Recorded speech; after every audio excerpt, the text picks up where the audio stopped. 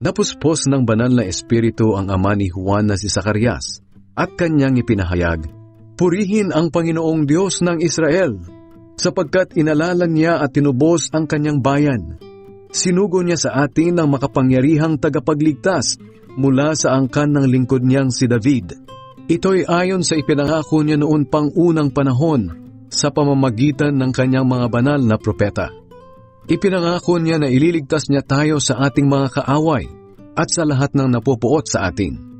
Kaawaan niya ang ating mga ninuno at tutuparin ang banal niyang kasunduan sa kanila na ipinangako niya sa ninuno nating si Abraham.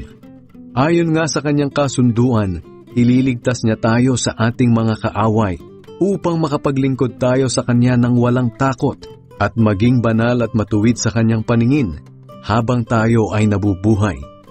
Sinabi naman ni Zacarias sa anak niya, "Ikaw naman, anak, ay tatawaging propeta ng kataas-taasang Diyos, dahil mauuna ka sa Panginoon upang ihanda ang mga tao sa kanyang pagdating.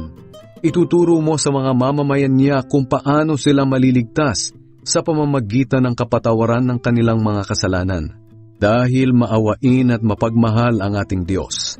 Tulad ng pagsikat ng araw, ipapadala niya sa atin ang tagapagligtas upang maliwanagan ang mga taong nasa kadiliman at takot sa kamatayan. At tuturuan niya tayo kung paano mamuhay ng may mabuting relasyon sa Diyos at sa kapwa." Lumaki ang batang si Juan at lumakas sa espiritu.